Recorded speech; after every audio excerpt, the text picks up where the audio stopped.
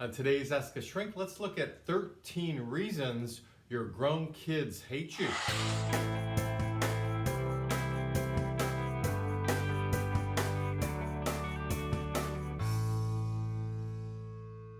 whether you're a grown kid, which means you're an adult and you're wondering why you hate your parent, or you're a parent and you're just wondering why you can't connect, what's going on, why does my kid hate me? Well, we're going to look at 13 reasons why in today's video. Now, hate is kind of a strong word, and I was deciding what word to use to title this video, but I thought hate is really a good word because it encompasses everything. It encompasses mild dislike, to strong dislike, to get out of my face, to I don't ever want to see you again, to I wish I was never born, to a kid flat out saying to their parent or parents, I hate you. So I jotted down 13 reasons, and there are more, but I stopped at 13. And they're in no particular order. They're just sort of the way they popped up. Number one, I came up with that because you were jealous of them. You were jealous of your own child. Kids are not dumb. They feel that energy. So it can be many, many things. Let's just say, for example, the overweight mother who's been overweight, struggling with weight issues her whole life, gave birth to this adorable, petite, extroverted daughter who was on the swim team, did gymnastics, maybe on the homecoming court at her high school, and all the mother sees is what she did not accomplish in her life. What she's seeing is that she's seeing herself as a failure because look at what her daughter's doing, all the things I couldn't do that I wanted to do when I was growing up. So she's envious of all her daughter's accomplishments, including that small petite figure. So these are issues about the mother, not the daughter. The daughter's just growing up and living her life and trying to do the best she can, but the mother is envious. Or the dad who always wanted to go to university and study, but he decided, you know what, I'm just going to work in the local factory, where there's nothing wrong at all with working in the local factory whatsoever. It's an honest job, he has benefits, he's made a good living there, but now he's jealous of his son who's enrolled at college studying business, which is what the father always wanted to study. He wanted to get an MBA, a master's in business administration, and now his son's doing it. Well, he didn't do it, and now he's jealous, and the son can feel it. So when parents are jealous of their kids, know that the child is going to pick up on that energy. They don't know what to do with it. They don't know what they've done wrong because, in fact, they haven't done anything wrong, but they're certainly not feeling supported for what they're doing. They're not getting any pats on their back. The parent maybe isn't saying, I'm so proud of you. So they can tell something's up, and that may be one good reason why they dislike or hate their parents when they're older. Reason number two, the parent was a manipulator. They were passive aggressive. They sprinkled on a little brainwashing here or there. They would manipulate, tell the child one thing but mean another, get them to do something only to find out later that it was a big facade. That's what the child would find out. Well, when a child feels used on some level and the parent is not being authentic with them, at some point the shit's going to hit the fan. The kid's going to realize that this was a big phony childhood in a way, and now they may have strong feelings about this as an adult. Number three, maybe a parent walked out of a good marriage to their spouse because they thought the grass is always greener. Everyone knew they were in love. They have a good marriage. The parents even admitted it, know they had a good marriage. The kids could feel the love. Everything was going good. But then either the mother or the father decides, you know what? There's just something else in life. I need to explore it. Yes, who I'm married to, he or she's okay, but there's probably somebody better. So they destroy the marriage, they destroy the family, and they walk out, and the kids have never forgiven that parent who walked out. Which means number four, that you abandon your children. Kids who grow up with abandonment issues, that's a tough one to get over. That creates a lot of trauma. Kids usually internalize it like, I must have done something wrong. I'm sure I said or did something that pissed off my mom or my dad, so they just had to go look for somebody new, or they had to leave us behind. They don't understand what really happened. Maybe the parent they're now living with never really explained what happened. All they know is their daddy or mommy is now gone. Reason number five, you didn't hear them. Possibly you don't hear them. Now, hearing is different from listening, but maybe you didn't even listen as well. But let's say you did listen, you stood there and you just stood in front of them and they had your ear, but you didn't hear them. Your mind was somewhere else. You weren't focused on really what they were saying. Maybe trying to read between the lines a little bit, because after all, they're kids and it's hard for them sometimes to put things into words. Or maybe you rushed them, or maybe you were impatient with them as they were trying to tell you something very important. Get to the point. Well, that's very confusing to a kid to hear that, and very hurtful. Or maybe you're hearing them, but you're already thinking ahead. You're already thinking about your retort, your comeback. Because out of insecurity, you're feeling, I have to make it be my way. I have to guide them where I want them. So because of that, you're not really listening or hearing, and you're following through with all kinds of advice giving. Kids often don't need advice. They need the parent to simply lend them a loving ear, a loving shoulder. When a parent is just barking out advice, usually the kid may sit there or stand there with a happy face. In fact, sometimes chameleons for sure do that. Kids who aren't allowed to have their voice, they may stand there and listen, sometimes even with a fake smile, but thinking all along, what the hell is he talking about? What's all this advice about? And gosh, would he please just wind this up? They just want to get out of there. So instead of it being a meaningful connection, a meaningful interaction, the kid is left feeling empty. Which then can lead to 6, you're a bit controlling. You tried to control them on some level. That's what the advice is all about.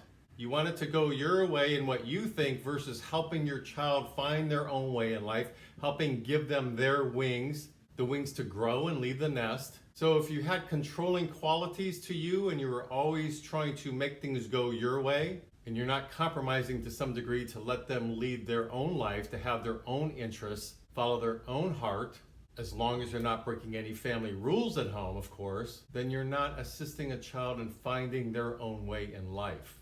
And that can lead to number 7. If they're an adult now and you're still treating them as a child, that may be one reason that they don't want to see you, that they don't want to talk to you. Maybe as a child, they cut you some slack with that. They felt that energy. But now as an adult, you're trying to tell them, why'd you marry him? I can't stand that woman you're engaged to.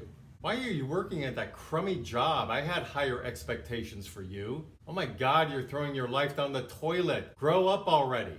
If you're talking to a son or daughter that way, you are spinning your wheels and wasting your time because they're an adult, just like you were an adult when you were 20. If you're a parent, would you have listened to any quote unquote advice if you were 25 and someone is trying to tell you what to do? Heck no. In fact, that makes you rebel sometimes and do the opposite. Now, that doesn't mean as a loving, concerned parent that you can't have a conversation with them about something. It's fair to say to them, hey, do you have 10 minutes to chat? You can ask them any questions you may have about something, any concerns. Hey, I'm going to miss you. You're moving 3,000 miles away next month. Can you tell me what that's about? What's making you decide to move at this time? So you can have an adult-to-adult conversation, but don't take on the parental role. Somebody who's in their 20s and older is not going to appreciate that. They need to find their own path in life, so back off, otherwise they may hate you. Number 8, you were an abusive parent when they were growing up. You can say, well, I stopped being verbally or emotionally or physically or mentally abusive when they were 6, so everything's okay now. I stopped when they were 6 or 7. No, it doesn't work that way. If you were abusive, the child may be traumatized from that. It may have impacted and probably did impact their identity development. It's probably impacted their ability to have healthy relationships with others as an adult. And so if you were an abusive parent, that may be a reason why they're having no contact with you now as an adult. Number 9, you triangulated things while they were growing up. They were always confused, maybe a bit gaslit. You're bringing other people into arguments and family discussions, comparing them to somebody else, comparing them to their cousins or their other siblings, or making them take sides between you and your spouse's argument that you just had, or always going to another family member to tell them something because you were too much of a weasel to just speak your mind authentically and honestly to your child. So you did it in roundabout ways, had somebody else take the heat perhaps. If you did any of what I just mentioned there, then that was very confusing to the child. It wasn't helpful in their development. Triangulation is always going to be hurtful no matter what. And so that may be another reason why they don't want to deal with you now. Number 10, you don't keep up with their adult life. Maybe you don't really know what they're doing, even where they're working. You keep a distance. You're very involved in your own life, and that's okay, but you're not keeping up some sort of connection at least, some sort of ongoing conversation with one of your children. Yes, they have to communicate with you as well, but you also have to show some interest. You're still the parent after all. Do you know your grandkids? If your kids have kids, do you get together for birthdays? Do you know that your daughter just miscarried? Did you know that your son just had surgery last week? Are you up on these details? So when parents don't keep up at all, then chances are it's not going to keep creating a healthy relationship for you and your child as the years go on. 11, there were attachment or bonding problems while the child was growing up. Sometimes it's not necessarily the fault of the parent. They just don't bond well with the child. They don't know how to be a parent. They're scared of being a parent. They're scared of this little newborn in front of them. And so sometimes this starts from an innocent place, but when there's no healthy bonding or attachment, then there can be what's referred to as attachment issues. That's a psychological term, and it can affect the child in so many ways, and none of them good. When a child feels while they're growing up that the parent would rather be away from them, here, you take them, please. There's no loving connection, there's no emotion there, then that lack of healthy attachment is going to cause issues for the child. Number 12, you didn't or currently don't stand up for them.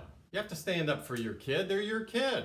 The child needs to feel that you really have their back. Now, that doesn't mean standing up for them or defending them if they've done something wrong. No, that needs to be reported, and they need to learn their lesson and perhaps pay a price for that. For example, if they're misbehaving at school and the teacher is telling you that, then respect the teacher. So it's not standing up for them in unhealthy ways. It's standing up for them in terms of you're not making them the butt of your jokes. You're not telling them they're not going to amount to much in life. You're not bringing up embarrassing things, sometimes purposely, at family dinners. When you see that they're upset or crying, you go and give them a big hug. Please tell me what's wrong, what's going on. If you're not doing any of that, and many more examples I could name, then you're not standing up for them. They don't feel safe with you. They don't feel defended by the parent.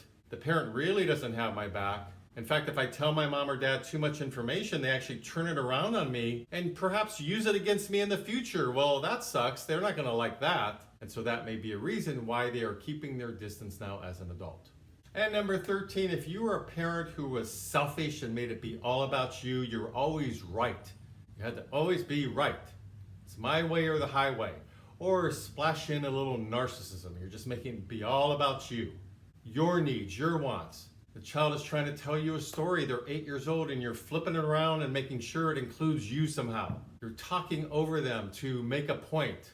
Or selfish in terms of kids want to go to A, you want to go to B, so you're always going to go to B. Well, it's okay to go to B sometimes, but sometimes to work it out with your kids, to teach them how to compromise, to meet in the middle, to share, you're going to go to A. So if you were selfish and always had to be right or made it be all about you, that would be a final reason that I came up with that your kids may want to keep their distance now as an adult. So like I say, these are things I just jotted down. There can be many more. This is not meant to demean anybody in any way. I simply want to point out valid reasons how the kids tell therapists what their true feelings are when they come in for therapy. This is how they may say it to a therapist.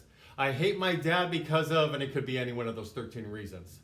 Or I hate my mom because of, it could be any one of those 13 reasons. So this is how they talk to therapists. This is what we hear. And so this is what I'm sharing now. So the good news is all these things can be worked on. They can be talked about. Parents can apologize for mistakes they made along the way. Perhaps you could all go into family therapy together and talk about this with a therapist. We can repair relationships as an adult. It just takes the insight, the awareness of what really happened, and then a goal to move forward. And it's fair for a parent to say, you know what, I'm trying my best to understand. I don't fully understand, but I can tell it means a lot to you. You're clearly upset, and I don't want to lose you as a son or daughter. I want us to have a lifelong, loving relationship. So let's just keep working on this. So you're letting the child know that it may take a little bit of time, but you're willing to spend that time to work it out so you can have an ongoing, healthy relationship with them.